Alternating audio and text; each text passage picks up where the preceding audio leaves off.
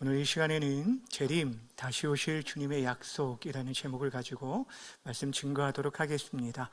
우리 제목을 함께 따라하도록 하겠습니다. 재림, 다시 오실 주님의 약속.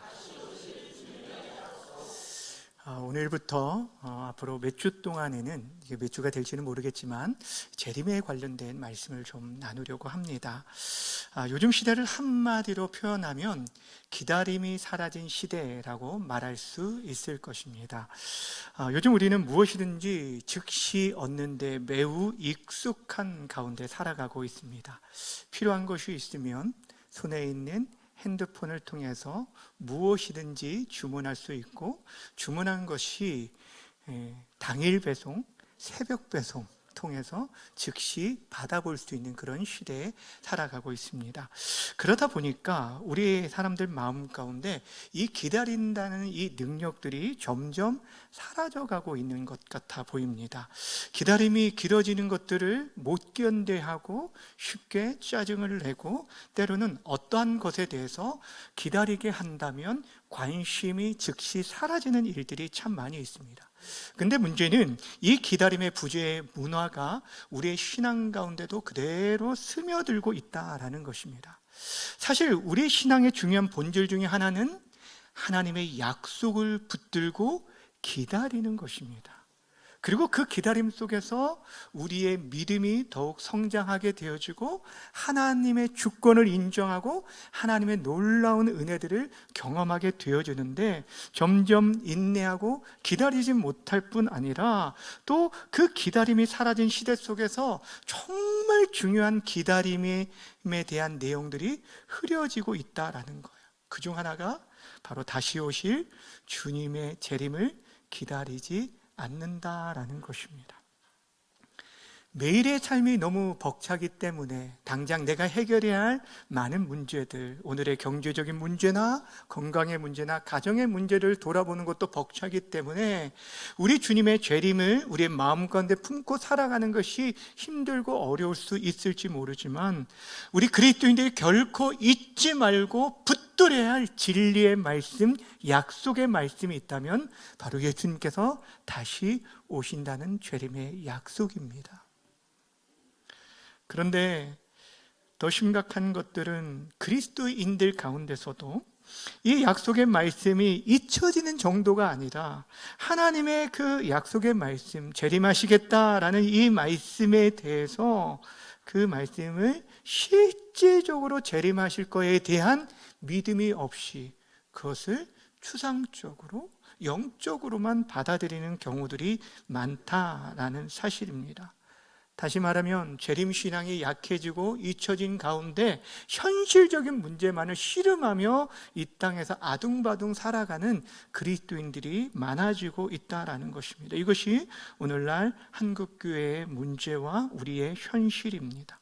그런 의미에서 우리가 이 재림에 대한 부분을 좀 나누려고 합니다. 잊혀져간 하나님의 약속의 말씀을 다시 한번 우리가 붙들고, 이 믿음 위에 우리의 신앙과 우리의 믿음을 다시 한번 이 재림 신앙으로 굳건하게 세워줘서 여러분 이 마지막 때를 아름답게 준비하고 주의 날이 언제 임하든지 그 앞에 당당히 설 수 있는 저 여러분 모두가 되어지기를 주님의 이름으로 간절히 축원합니다.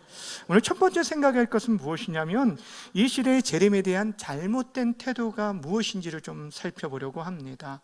여러 가지가 있지만 대표적인 두 가지 극단적인 태도가 있는데, 첫 번째는 이 재림의 사건을 영적 비유적으로만 해석하는 자들이 있다라는 것입니다. 여러분, 자유주의 신학의 영향 때문에 이게 20세기 때부터 더 심각해지고 있는데, 예수님께서 성경에 분명히 육신을 입고 다시 오실 것이라 라고 약속해 주셨음에도 불구하고 이 말씀을 문자적으로 받아들이지 않고 영적으로 비유적으로 해석하는 자들이 많아지고 있다는 것입니다. 그들 중에서는 예수님께서 재림하신 이 재림이 오순절 사건을 통해 이루어졌고 교회의 부흥 자체가 예수님의 재림이다 라고 해석하는 자들도 참 많이 있습니다. 신학자들 가운데 그렇게 얘기를 합니다. 또 급진적인 과거주의자들은 뭐라고 말하냐면 마태복음 24장 34절의 말씀 가운데 이 세대가 지나가기 전에 이 일이 다 일어나리라 라는 이 말씀을 가지고 근거로 해서 예수님 시대에 이 종말적인 예언이 다 이루어진 것이다 라고 해석을 하게 되어집니다. 그래서 주후 70년에 일어났던 로마 티투스 장군에 의해서 예루살렘 성이 완전히 파괴되고 무너지고 유대인들이 수많은 학살을 당했을 때 그것이 바로 모든 종말 예언의 완성으로 보는 자들도 있습니다. 다시 말하면 주의 재림의 실제 사건을 실제적인 사건이 아니라 영적인 사건으로 해석해 버렸다는 거예요. 그러다 보니까 다시 오실 주님에 대한 어떤 기대도 소망도 없이 살아가게 된다는 거예요. 두 번째 잘못된 태도는 무엇이냐면, 이거는 그것과 첫 번째와 좀 더 반대적으로 재림에 대해서 너무 과장하고 해석한 나머지 재림의 날짜를 계산하는 시한부 종말론자들이 있었다라는 것이죠. 지금도 계속해서 나타나고 있습니다. 예수님께서 분명히 말씀하셨습니다. 그날과 그때는 누가 모른다고요? 아무도 모른다. 천사도 아들도 누구만 아신다고 하냐면 아버지만 아신다라고 말씀했는데도 불구하고 2000년 기독교 역사 가운데 내내 이 재림의 날짜를 특정하여 주장하는 자들이 끊임없이 있었다는 것입니다. 여러분, 미국에서만 해도 80년대, 90년대에 시한부 종말론자들에 의한 사회적 문제가 여러 차례 일어나게 되었고요. 우리나라 역시 대표적으로 1992년 10월 28일 다미 선교회가 여러분 예수님 오신다라고 했을 때 그때 사람들이 참 많이 미혹이 되어져서 자신의 직업도 그만두고 재산을 다 팔아서 헌금하고 흰 옷을 입고 휴거될 것을 기다리고 준비했던 사람들이 있었습니다. 여러분, 당시에 생방송으로 그들의 모습을 중계할 정도로 사회적인 문제가 컸던 것을 여러분 기억하실 거예요. 이것이 바로 잘못된 재림 신앙을 얼마나 큰 피해를 가지고 있는지를 우리에게 보여준 대표적인 사례입니다. 그런데 문제는 이런 잘못된 주장들이 계속 되어다 보니 믿지 않는 자들은 이 복음의 진정성을 의심하게 되어지고 복음의 바른 진리와 이 잘못된 주장들을 혼동하기 시작하게 됐다는 거예요. 더 큰 문제는 무엇이냐면 믿는 우리들까지도 이 재림에 대한 기대와 소망들이 사라진 채 살아가게 되었다라는 것입니다. 21세를 살아가는 우리들에게 있어서 예수님의 재림을 준비하며 기다린다라고 말하면 야, 요즘 시대에 아직도 그런 말을 믿느냐라고 조롱하는 자들이 많다라는 거예요. 그런데 여러분, 이런 조롱은 사실 1세기 당시부터 지금까지 끊이지 않았습니다. 그래서 사도 베드로가 말세에 만나게 될 일에 대해서 말하면서 조롱하는 자들에 대해서 이렇게 얘기합니다. 베드로후서 3장 3절 4절입니다. 말세에 조롱하는 자들이 와서 자기의 정욕을 따라 행하며 조롱하여 이르되, 저들이 뭐라고 조롱한다고요? 주께서 강림하신다는 약속이 어디 있느냐? 말이 되느냐는 거예요. 지금까지 오지 않았는데 그 약속이 어디 갔느냐라고 얘기하면서 조롱했다라는 것이에요. 그러나 사랑하는 여러분, 사람들이 뭐라 하든지 간에 예수님은 반드시 다시 오십니다. 그래서 성경은 계속해서 이에 대해서 여러분 우리에게 말씀하고 있어요. 주님께서 다시 오실 것이기에 너희는 깨어 그날을 준비하라라고 망명하고 있다라는 것입니다. 여러분, 그날이 언제 올지는 우리는 모릅니다. 그날이 우리의 생각보다 더 늦어질 수도 있어요.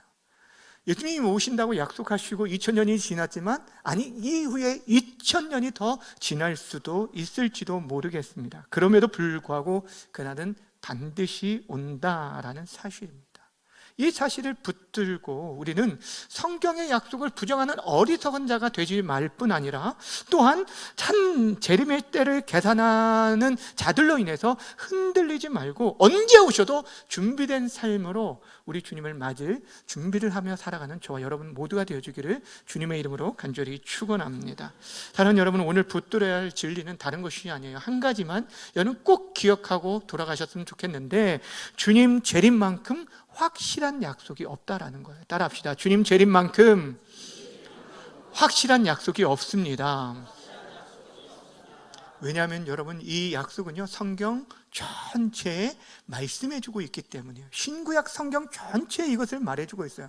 사실 구약 성경은 오실 메시아에 대한 예언의 말씀으로 우리 풍성하죠. 그러니까 구약의 성경을 어떻게 보면은 오실 예수님에 대한 말씀이 전체다라고 해도 과언이 아닐 정도로 여러분 예수님의 오심에 대해서 말씀하고 있습니다. 그것이 여러분 첫사람 아담이 범죄한 창세기 3장에서부터 여자의 후손을 통해서 오실 것을 우리에게 예언해 주고 있고요.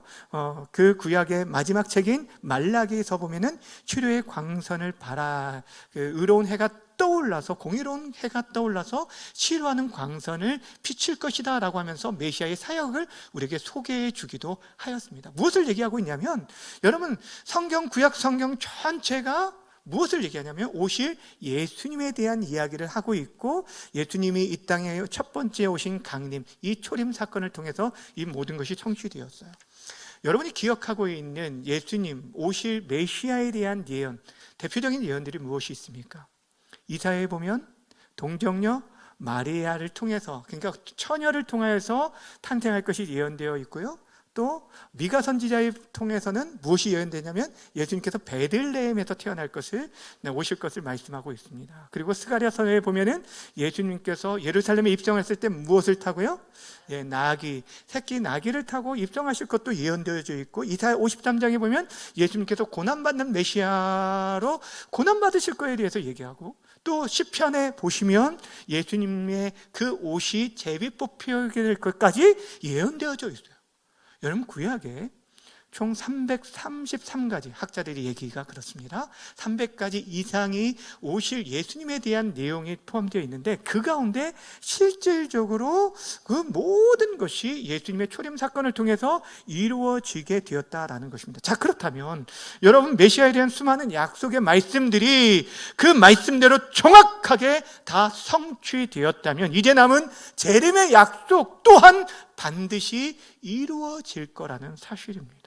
왜냐하면 우리에게 약속하신 하나님은 회전하는 그림자도 없으신 신실하신 분이시기 때문입니다.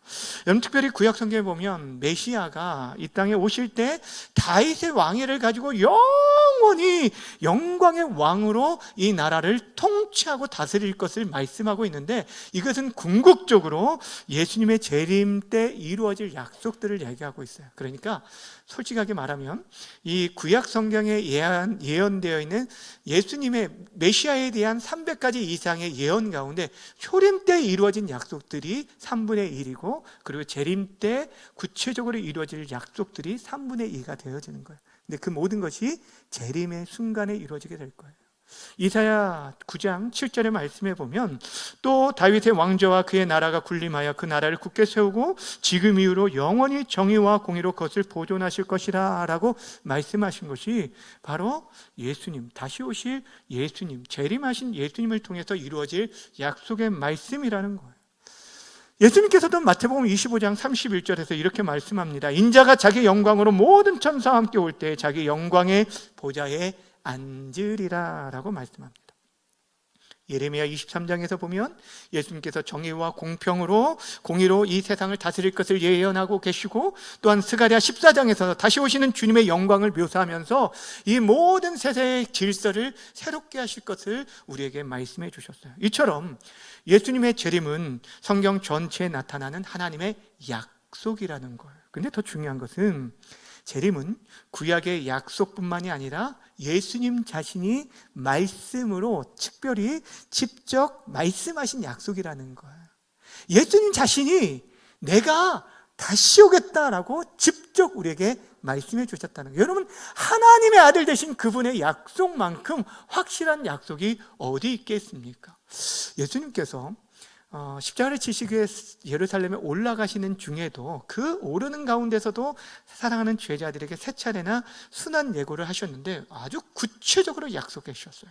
뭐라고 말씀하셨냐면, 어떤 예언을 하셨냐면, 종교 지도자들에게 잡혀서 고난을 당하게 될 것이고 죽게 될 것이고 3일 만에 부활할 거다. 이 내용을 아주 구체적으로 3차례나 말씀하셨는데 그대로 성취하셨어요. 마찬가지로 예수님께서 내가 다시 오겠다라고 하신 이 재림의 약속 또한 반드시 성취되어질 거라는 거예요. 마태복음 24장 30절 31절 함께 읽겠습니다. 시작. 인자가 구름을 타고 능력과 큰 영광으로 오는 것을 보리라. 그가 큰 나팔소리와 함께 천사들을 보내리니 그들이 그 택하신 자들을 하늘 이 끝에서 저 끝까지 사방에서 모으리라. 아멘. 감난산 설교라고 불리는 마태복음 24장에 나오는 여러 말씀과 특별히 그 가운데 두 종의 비유와 또 열처녀 비유와 그 달란트 비유 모두가 오실 주님, 재림에 대한 주님에 대한 말씀을 우리에게 해주고 있는 것이에요. 뿐만 아니라 성경의 마지막 책인 요한계시록에서도 예수님께서 계속해서 하신 말씀이 이것이었어요. 내가 속히 오리라. 따라합시다. 내가 진실로 속히 오리라. 여러분이 이 말씀을 요한계시록 맨 마지막 장에 그것도 3차례나 걸쳐서 내가 속히 오리라, 내가 다시 오리라, 내가 속히 오리라 라고 3번씩이나 말씀하셨다는 것은 그만큼 이 약속의 말씀이 확실하다는 거고 이만큼 중요하다는 것이고 이 약속은 반드시 이루어질 것에 대해서 얘기해 주고 있는 것입니다. 여러분, 오늘 우리가 읽은 본문 말씀도 이 사실을 분명하게 보여주고 있는데 오늘 본문을 특별히 주목해야 할 이유가 뭐냐면 예수님의 재림의 의미가 무엇인지를 우리에게 아주 선명하게 보여주고 있기 때문입니다. 오늘 본문은 예수님께서 십자가를 지시기 전에 제자들과 마지막 만찬을 하고 제자들 발을 씻기고 또 근심 가운데 있는 그들을 위로해서 주시는 말씀 중에 하나였어요. 그 가운데 2절과 3절을 함께 읽겠습니다. 시작. 내가 너희를 위하여 거처를 예비하러 가노니 가서 너희를 위하여 거처를 예비하면 내가 다시 와서 너희를 내게로 영접하여 나 있는 곳에 너희도 있게 하리라. 아멘. 예수님께서 자신이 세상을 떠날 일이 가까움을 알고 제자들과 함께 시간을 보내셨는데 예수님이 떠날 것을 알고 제자들이 근심할 때 너희는 마음에 근심하지 말라, 하나를 믿으니 또 나를 믿으라 라고 얘기하시면서 자신이 떠남은 너희를 버림이 아니라 무엇이라고요? 너희를 위하여 거처를 예비하러 가는 것이다. 그리고 거처를 예비하고 나서 내가 다시 와서라고 얘기합니다. 왜 오신다고 말합니까? 너희를 나 있는 곳에 너희도 있게 하리라. 너희를 영접해서 이제 너희를 나 있는 곳에 너희도 있게 하리라 라고 말씀해 주신 거예요.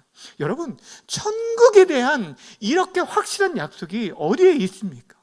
여러분, 왜 예수님께서 다시 오셔야만 하는 줄 아십니까? 그것은 바로 예수님이 재림하실 때만이 우리의 구원이 완성되어지기 때문이에요. 우리가 예수님을 이미 믿음으로 인해서 천국 백성이 되었지만 온전한 구원은 바로 예수님이 이 땅에 오실 때 이루어지게 되어지는 것이에요. 근데 그 구원을 성경이 어떻게 비유하냐면 우리들이 신랑 되신 예수님과 연합하게 되어지는 혼인잔치로 비유했어요. 그래서 우리를 교회를 주님의 신부, 예수님을 믿는 교회를 교회의 신부라고 얘기를 합니다. 여러분, 고린도후서 11장에 보면 사도 바울이 이런 얘기를 합니다. 내가 너희를 정결한 처녀로 한 남편인 누구에게 드리려고 한다고요? 그리스도께 드리려고 중매함이로다. 지금 선교 사역을 하는 이 모든 일들이 너희를 그리스도께 중매하는 일이라, 중매쟁이라 라고 얘기하고 있는 것이에요. 무엇이냐면 교회는 신랑 되신 예수님 앞에 서게 될 신부로 비유하고 있는데 오늘 본문도 이것을 말씀해 주고 있어요. 다시 말하면 이 본문을 좀 여러분이 이해하려면 당시 유대사회의 결혼 문화를 이해해야 하는데 그 당시에 유대사회에서는 부모의 합의에 의해서 결혼의 약속이 이루어지게 됩니다. 그러니까 자녀들이 얼굴도 보지 못한 상태에서 어떤 약속들이 이루어지는데 이때 가장 먼저 이루어질 게 3가지가 있어요. 그러니까 이 3가지 결혼에 있어서 지참금이 필요하고 약혼 그리고 혼인잔치가 있습니다. 3가지. 자, 처음에 뭐가 필요하다고요? 지참금 그리고 약혼 그리고 혼인잔치.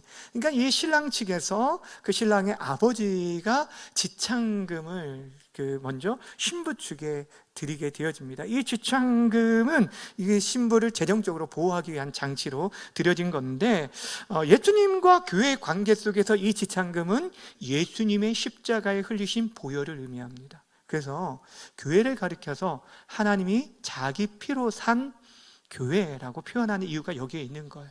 그러니까 예수님의 보혈을 피를 통해서 지창금이 지불이 되어져서 우리와 이제 예수님과 어떤 언약이 맺었냐면 혼인 언약이 맺어요. 이걸 약혼식이에요. 근데 이 약혼식이 이루어졌다 해서 그들이 함께 사는 것이 아니라 약혼하고 나서 끝나면 신랑과 신부는 각각 자기의 집으로 가게 됩니다. 그리고 나서 이 결혼 잔치가 이루어지기까지는 약 1년에서 그 이상이 걸리게 돼요. 그러면 1년 동안 무엇을 하느냐? 대체로 그 1년의 시간 동안 이 신랑은 신부와 함께 거할 거처를 준비하는 시간을 가지게 됩니다. 여러분, 그러니까 오늘 예수님께서 내가 너희를 위하여 거처를 예비한다라는 것이 바로 그런 배경 속에서 나온 말씀인 거예요. 그 시간들을 가지게 되어주고, 그러니까 여러분, 우리가 예수님의 초림 이후에 예수님께 다시 오실 재림 전까지 이 땅에 살아가는 시간들은 우리가 예수님과 약혼의 시간들을 보내고 있는 것입니다. 분명히 지창금이 지급이 되어졌어요. 그래서 우리와 혼인관계, 약혼의 성립이 되었지만 완전한 결혼식이 아직 이루어지지 않았다는 거예요.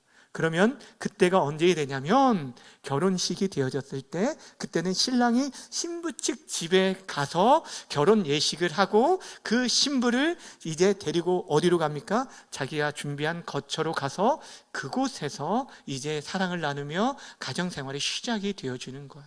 다시 정리해서 말씀드리면, 예수님이 이 땅에 처음 오신 이 초림은 그분이 흘리신 보혈을 통해서 우리가 그분과 약혼을 하게 됐다라고 한다면, 예수님의 재림은 우리와 그분이 온전한 연합을 이루는 혼인잔치가 이루어지는 거예요. 그러니까 예수님께서 이 땅에 다시 오셔야 할 이유는 무엇이냐면, 그때 비로소 우리의 구원이 뭐가 된다고요? 완성되어지는 거예요. 약혼만 했지 혼인이 이루어지지 않은 상태이라는 것입니다. 예수님은 그 약속을 지키기 위해서 우리의 구원을 온전히 이루기 위해서 반드시 다시 오실 것입니다. 그렇게 그날을 기다리는 신부인 우리들은 그날에 준비하며 사모하며 그 영광의 날이 되어져야 하는 것입니다. 사랑하는 여러분, 재림은 단순히 종말 사건이 아니에요. 신랑 되신 주님께서 약속하신 대로 신부를 데리러 오시는 날이고 우리의 구원이 완성되는 날입니다. 그렇게 참된 그리스도인들은 그 재림의 소망을 가지고 주님을 기다리는 자. 그래서 사도 바울이 성도를 정의할 때 한 가지 뭐라고 정의했냐면 주의 나타나심을 사모하는 자라라고 얘기했어요. 뭐라고요? 주의 나타나심을 사모하는 자다.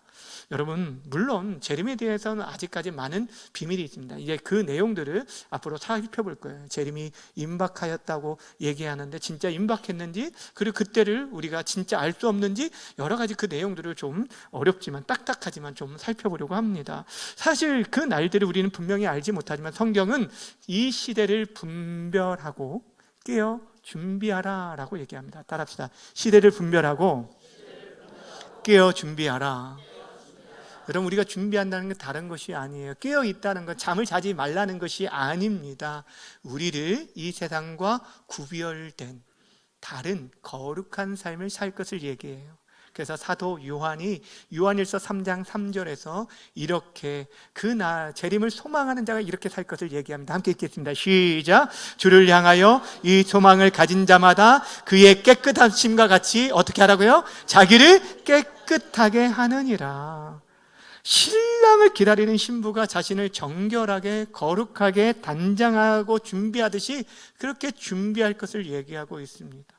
그리고 요한계시록 17장에 가면 어린 양의 혼인잔치가 이루어지게 되는데, 그때 신부되는 교회가 입게 될 옷을 이렇게 소개해 주고 있어요. 19장 7절 8절 함께 읽습니다. 시작. 어린 양의 혼인기약이 이르렀고 그의 아내가 자신을 준비하였으므로 그에게 빛나고 깨끗한 세마포 옷을 입도록 허락하였으니 이 세마포 옷은 성도들의 옳은 행실이니라. 아멘. 여러분, 앞에서 92년 10월 28일에 다미성교회에서 그 옷을 세마포 옷을 준비해야 한다고 해서요, 그것을 수백만 원, 수천만 원에 들여서 그 옷을 입었어요. 근데 그 옷을 입어야 여러분 천국에 가는 게 아닙니다. 성경이 뭐라고 말합니까? 우리가 입어야 할 그 세마포 옷은 옳은 행실, 거룩한 삶이라고 얘기하고 있는 것입니다. 예수 믿고 그분과 약혼하고 주님 오실 날을 기다리는 교회의 바른 자세가 이거라는 거예요. 계속해서 말씀드리지만 여러분, 이 시대 성도의 능력과 힘은 다른 것에 있지 않습니다. 교회의 힘은 여러분, 많은 성도들이 모였다고 재정이 풍성하다고 되는 것이 아니라 성도 한 사람 한 사람이 정말 하나님 앞에 살아가고 거룩함으로 자신을 깨끗하게 비워 준비되어진 사람, 언제 주님이 오시더라도 그분 앞에 설 수 있는 그런 사람들이 바로 진짜 그리스도인의 삶이라는 거예요. 사랑하는 여러분, 우리 주님은 반드시 다시 오십니다. 오늘날 믿는 자나 믿지 않는 자나 모두가 이 시대는 정말 말세라고 얘기를 하죠. 그런데 세상 사람들이 말하는 말세와 우리들이 가지고 있는 말세의 생각은 달라야 돼요. 우리의 시선은 세상의 어떤 혼란스러운 상황과 그것에 마음이 빼앗기는 것이 아니라 진리의 말씀에 우리의 시선과 마음과 그 터 위에 우리의 신앙과 믿음을 세워야 할 줄 믿습니다. 여러분, 세상의 끝이 오는데 그것은 사람들이 말하는 것처럼 어떠한 여러분 이 전쟁을 통해서 핵전쟁이나 자연재해나 이런 무서운 바이러스나 어떤 은하계 충돌 때문에 이 마지막 말세, 이 종말이 오는 것이 아니라 예수님이 약속대로 이 땅에 오심으로 마지막 종말이 오게 됨을 믿으시길 바랍니다. 지금도 여전히 세상은 점점 더 혼란스러워지게 될 것입니다. 그러나 그때 우리들이 흔들리지 말아야 할 것은 우리들에게 있어서 그날은 두려운 날이 아니라 신랑 되신 예수님을 만나게 되는 날입니다. 구원이 완성되는 날입니다. 이 세상이 계속적으로 그렇게 살아가는 저와 여러분들을 조롱하는 목소리들이 커지고 있지만 우리들이 귀 기울여야 할 목소리는 우리 주님의 말씀입니다. 내가 다시 와서 너희를 내게로 영접하고 너희도 나 있는 곳에 너희도 있게 하리라. 사랑하는 여러분, 오늘 이 말씀이 여러분 마음 가운데 그대로 심겨지기를 부탁을 드립니다. 이 약속을 붙들고 살아가시길 바랍니다. 초림의 약속을 성취하시고 이루신 예수님께서 재림의 약속도 반드시 이루실 신실한 하나님이십니다. 그러게 이 마지막 때에 신부가 신랑을 기다리시듯 주님의 재림을 바라보면서 더 거룩하고 깨끗하게 자신을 비워 준비할 수 있는 저와 여러분 되어지기를 바랍니다. 오늘 이 시간에 주님이 오신다 할지라도 그 앞에 설 수 있는 우리 모두가 되어지길, 기쁨 가운데 주님을 맞이할 수 있는 우리 모두가 되어질 수 있기를 주님의 이름으로 간절히 축원합니다.